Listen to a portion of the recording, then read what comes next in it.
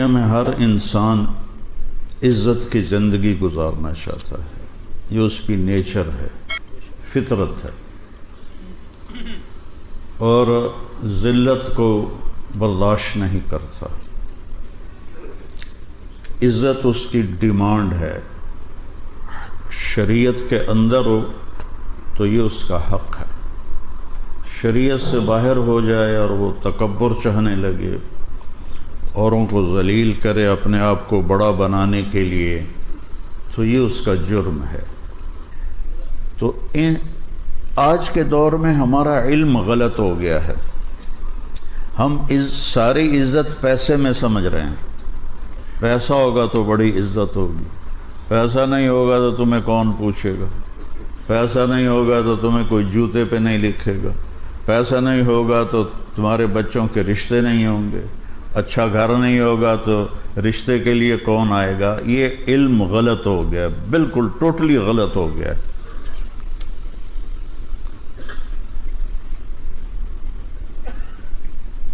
مسلم اور غیر مسلم دونوں ایک پچ پر کھڑے ہوئے ہیں کہ پیسہ ہے تو سب کچھ ہے، پیسہ نہیں تو کچھ بھی نہیں۔ اللہ اپنی کتاب میں کہتا ہے قُلِ اللَّهُمَّ مَالِكَ الْمُلْكِ، یہ برمنگم والوں کو بتاؤ کہ میں ہوں ساری کائنات کا بادشاہ، تُؤْتِي الْمُلْكَ مَن تَشَاءُ، جس کو چاہوں بادشاہت دے دوں، وَتَنزِعُ الْمُلْكَ مِمَّن تَشَاءُ، جس سے چاہوں بادشاہی چھین لوں، وَتُعِزُّ مَن تَشَاءُ، جس کو چاہوں عزت دے دوں، وَتُذِلُّ مَن تَشَاءُ، جس کو چاہوں ذلیل کر دوں۔ اسے ذلیل کرنے کے لیے فقیر بنانا نہیں پڑتا، عزت دینے کے لیے اسے مالدار نہیں بنانا پڑتا، اس کا فیصلہ ہے اس عورت کو عزت دے دو، اس مرد کو عزت دے دو، عزت غلام بن کے اس کے در پہ آ کے کھڑی ہو جائے، اس کو ذلیل کر دو، ذلت کا ٹاٹ اس کی گردن میں ڈال دیا جائے گا اور دنیا کی کوئی طاقت روک نہیں سکے گی۔ وَتَنزِعُ الْمُلْكَ مِمَّن تَشَاءُ، جس کو چاہوں بادشاہی دوں، اور پھر کہا جس کو چاہوں نہ دوں، یہ نہیں کہا جس کو چاہوں نہ دوں، کہا وَتَنزِعُ الْمُلْكَ مِمَّن تَشَاءُ، جس کی چاہوں چھین لوں اس سے۔ کرسی کوئی نہیں چھوڑتا، یہ مسجد کا ممبر بن جائے تو یہ ممبر ہی نہیں چھوڑتا، تو کرسی کہیں چھڑنی؟ تو کرسی کوئی نہیں چھوڑتا، تو اللہ فرماتے ہیں تنزع الملک ممن تشاء، پھر میں جس سے چاہتا ہوں اس کے نیچے سے کرسی نکال لیتا ہوں، کھینچ لیتا ہوں۔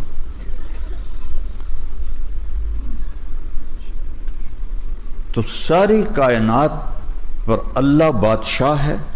ان الحکم الا للہ، صرف اللہ کی حکومت ہے اس کائنات میں۔ کب سے ہے؟ للہ الامر من قبل ومن بعد، جب کچھ بھی نہیں تھا تو اللہ کی حکومت تھی، جب کچھ نہ رہے گا تو اللہ کی حکومت رہے گی۔ آج جتنی بھی سائنس ہے حکومت اللہ کی ہے۔ ان الحکم الا للہ، صرف اور صرف اور صرف اکیلے اللہ بادشاہ کی حکومت ہے۔ دنیا میں کوئی یہ نہیں کہہ سکتا ہم جو چاہیں کر دیں۔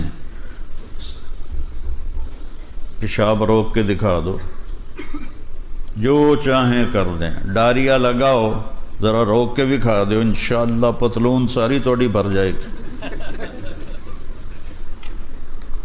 ایک اللہ ہے، یفعل اللہ ما یشاء، جو تیرا رب چاہتا ہے وہ ہوتا ہے۔ وما تشاءون الا ان یشاء اللہ رب العالمین، یہاں وہ ہوتا ہے جو تیرا اللہ چاہتا ہے۔ ان القوة للہ جمیعا، ساری طاقت اللہ کے ہاتھ میں ہے، ساری حکومت اللہ کے ہاتھ میں ہے، ساری زمینوں پر آسمانوں پر اللہ کا قبضہ ہے۔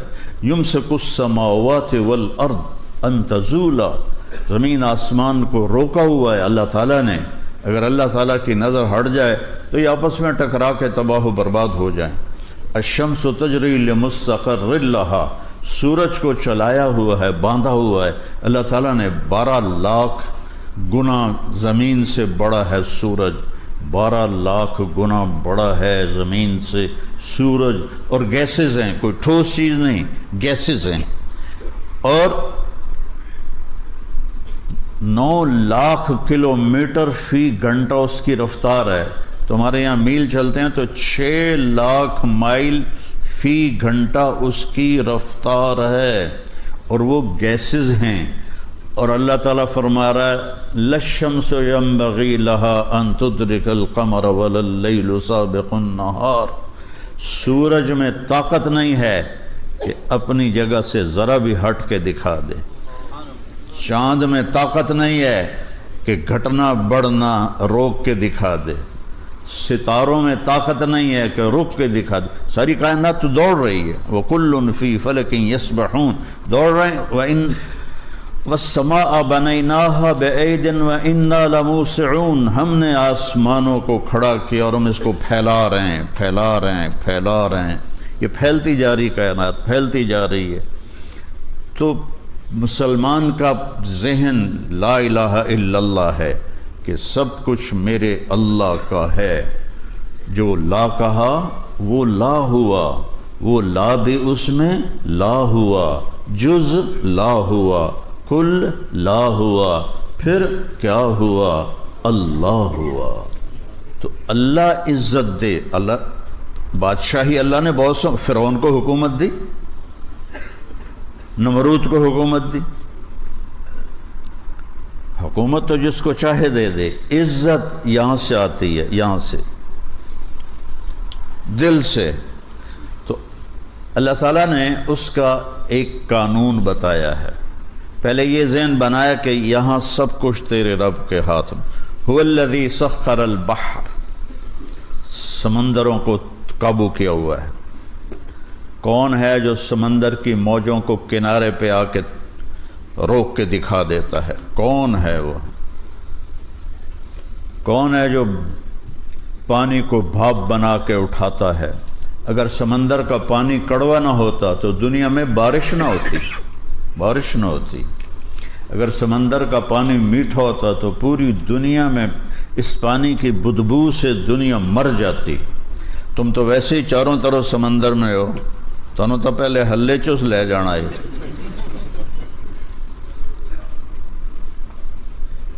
پانی اگر میٹھا ہوتا تو اس میں گندگی پیدا ہوتی، اس میں بدبو پیدا ہوتی، وہ بدبو تباہ کر دیتی سب کو۔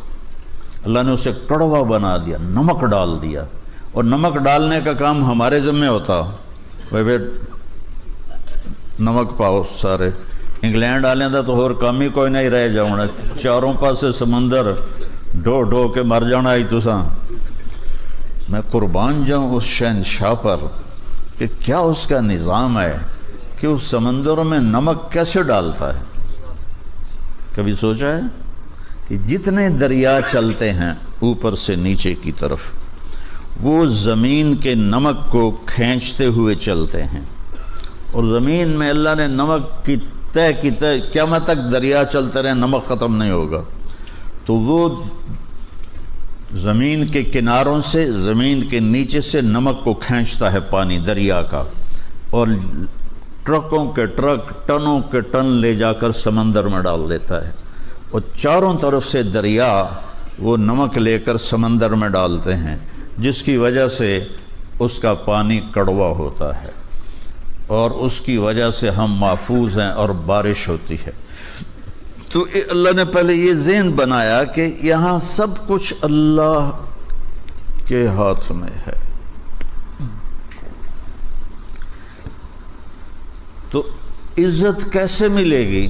ایک بڑی خوبصورت آیت ہے، ھذا صراط علی مستقیم، یہ راستہ ہے سیدھا میری طرف آتا۔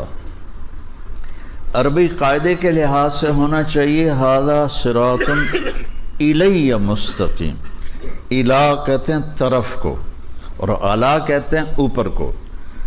ھذا صراط علی مستقیم، یہ راستہ ہے میرے اوپر سیدھا۔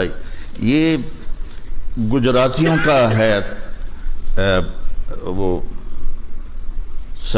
طریقہ لکھنے کا، مولانا عمر صاحب رحمۃ اللہ علیہ ہمیشہ اپنے بیان میں کہتے تھے میں نے اس پر خط لکھا، میں نے اس پر خط لکھا، اس نے مجھ پر خط لکھا۔ وہ گجراتی میں ایسے ہی ہوگا تو اس کو وہ اردو میں ویسے ہی ڈھال دیتے تھے، میں نے اس پر خط لکھا۔ ہمارے لیے تو عجیب سا لگتا ہے نا بھئی وہ دوتے کی پائی ہو۔ یہاں ھذا صراط الی مستقیم، یہ راستہ ہے میری طرف سیدھا، لیکن اللہ لائے ہیں علی مستقیم۔ تو اس میں اللہ تعالیٰ نے بہت خوبصورت مطلب سمجھایا ہے، بہت خوبصورت، کہ میری طرف جو راستہ آتا ہے اس میں عزت چھپی ہوئی ہے۔ تو اگر الہ کہتے تو یہ مطلب نہ ادا ہوتا۔ اعلیٰ بلندی کے معنی میں ہوتا ہے، بلندی کے معنی میں ہوتا ہے۔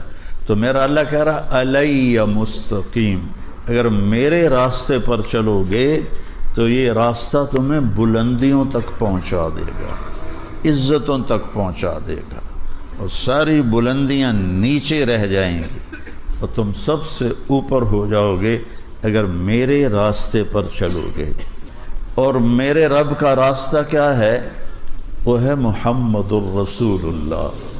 اس لیے میں نے آیت پڑھی تھی خطبے میں، فلا وربک، میرے محبوب مجھے آپ کے رب کی قسم۔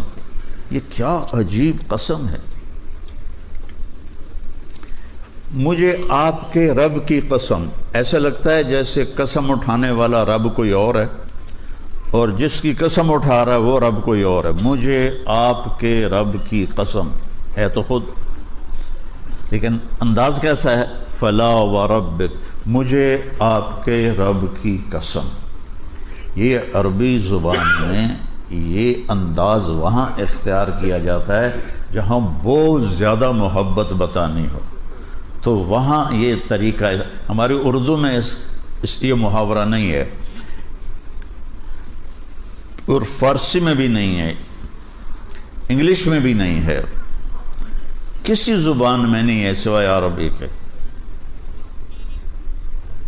تو میرا رب کہہ رہا ہے فلا وربک، مجھے آپ کے رب کی قسم، کہ قسم اٹھانے والا خود ہو اور اس سے کہہ رہا ہو گل محمد مجھے آپ کے رب کی قسم۔ تو یہ اظہار محبت ہوتا ہے۔ تو اللہ کہہ رہا ہے مجھے تیرے رب کی قسم۔ تو اللہ کے سوا کوئی اور رب ہے ہمارے نبی کا؟ میری بات سمجھ رہے ہو؟ وہ کوئی سرتا ہلاؤ، میری بات سمجھ رہے ہو نا؟ کہ کہنے والا کیا کہہ رہا ہے؟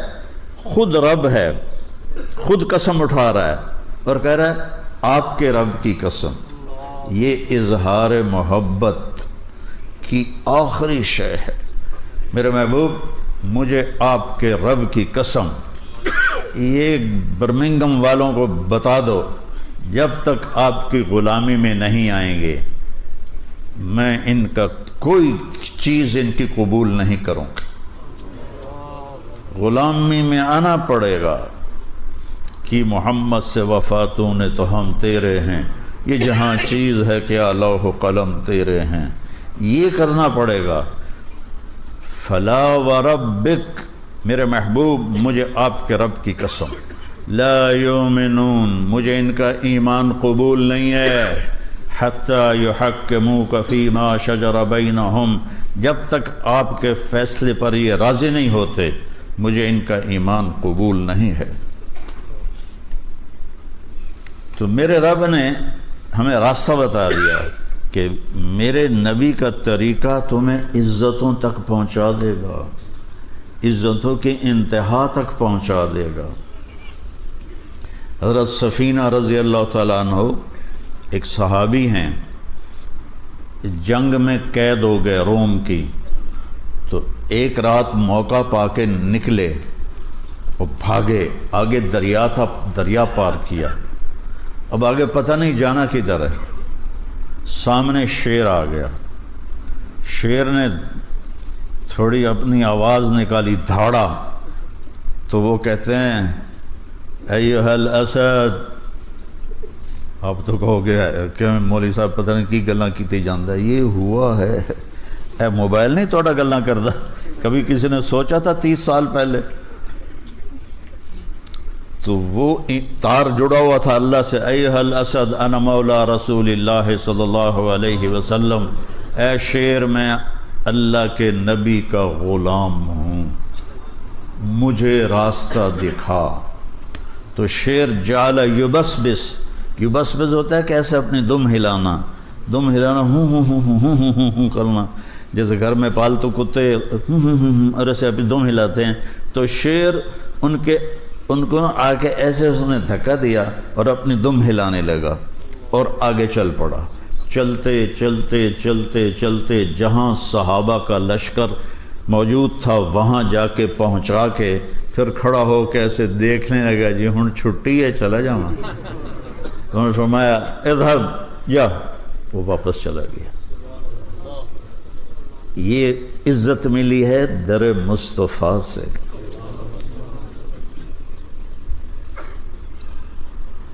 سمندر کے کنارے پہنچے، آگے دشمن ہے جزیرے میں، دارین ایک جزیرہ ہے، کشتیاں کوئی نہیں، اور کشتیاں بنائیں تو اتنے میں دشمن تیار ہو جائے گا جنگ کے لیے۔ تو کیا کیا جائے؟ علا بن حضرمی رضی اللہ تعالیٰ عنہ گھوڑے سے اترے، 2 نفل پڑھے، اور ہماری طرح نہیں کوئی لمبی دعا مانگی، 2 نفل پڑھے، یا علیم یا حلیم یا علی یا عظیم، 4 ناموں سے اللہ کو پکارا۔ عجزنا، ہمیں راستہ دے، ہم نے دشمن تک جانا ہے، تیرے لیے جا رہے ہیں۔